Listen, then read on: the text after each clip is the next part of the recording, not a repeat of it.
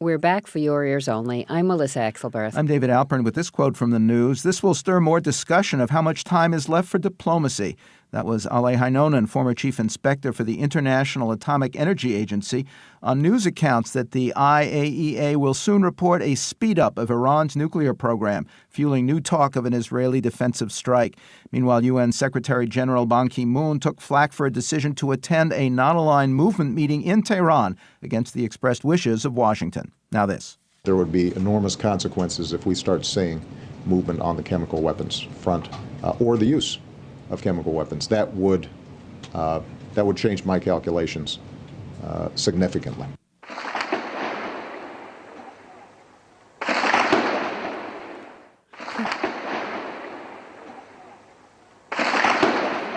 President Obama last week hinted at more forceful intervention in Syria if the Assad regime began mobilizing its major stocks of chemical weapons, a warning echoed by British Prime Minister David Cameron.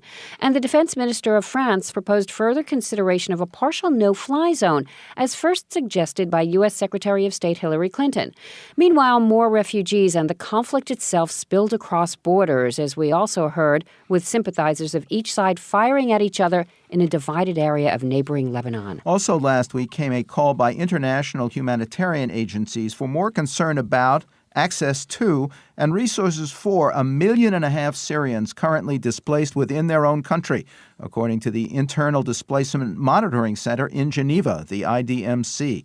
To talk more about that vulnerable population, with severely limited lodging, food, and medical care, for your ears only, we're joined by Clare Spurrell, Director of Communications for the IDMC. Welcome to our program. Hello, David. How does the number of internally displaced Syrians compare with the swarm that's already left the country? What we're seeing, as you rightly said, we've seen about 1.5 million internally displaced Syrian citizens at the moment. That represents approximately 10 times the number of registered refugees in neighboring countries.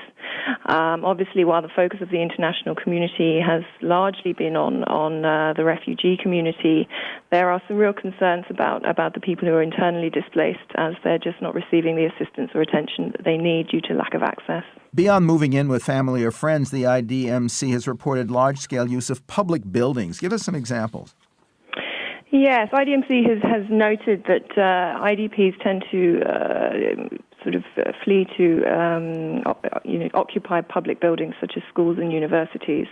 This sort of speaks to the previous point. In quieter neighborhoods, often they're seeing that their occupants are doubling, if not tripling.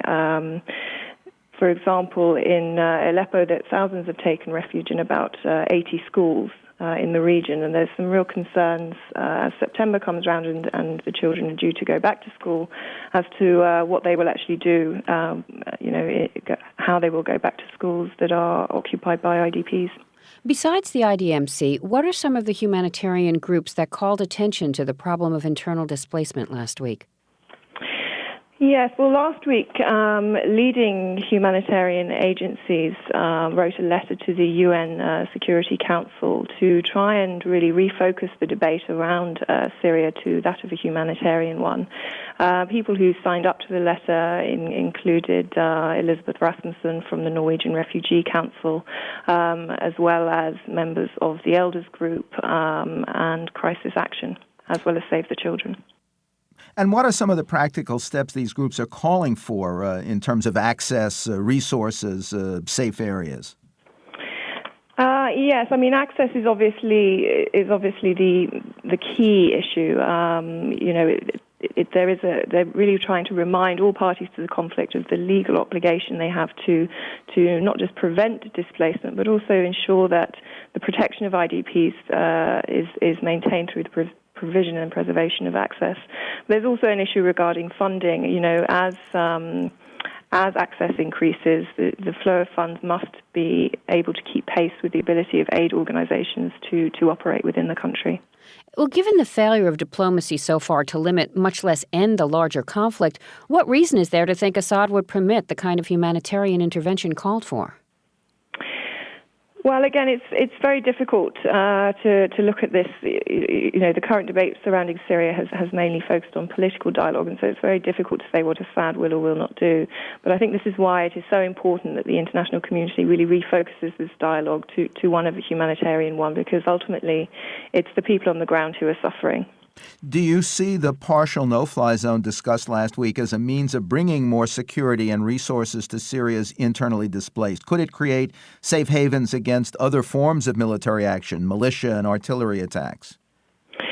Well, again, many of these discussions are stemming from a political discourse, and it's really imperative that any action or any response that's undertaken by the international community to create these much-needed safe havens for IDPs is firmly grounded in an understanding of the humanitarian needs of the people suffering on the ground. Well, sadly, the Syrian situation is not unique in terms of internal displacement.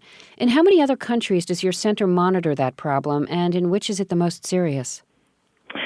An internal displacement monitoring centre monitors displacement due to conflict in almost 60 countries.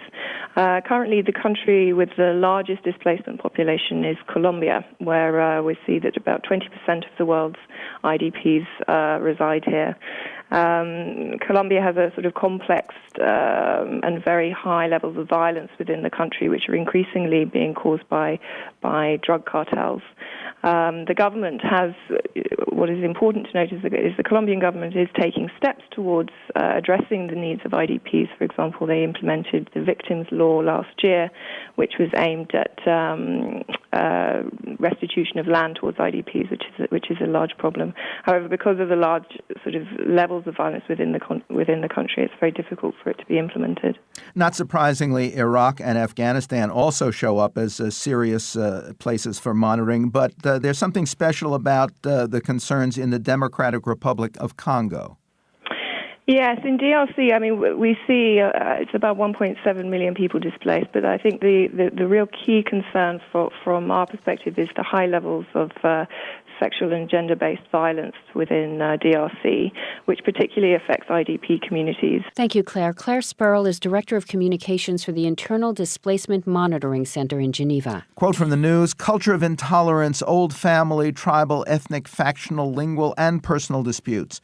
That was Major Bashir Ishaqzia, commander of an Afghan National Police Recruitment Center, on a rise in the number of Afghan police and military forces being killed by their own comrades, even greater than the number of U.S. and NATO troops they have killed, including such so-called green-on-blue insider attacks. Total U.S. losses in the country since 2001 last week hit 2,000. Next, Luciana Souza sings American standards and Brazilian jazz for your ears only.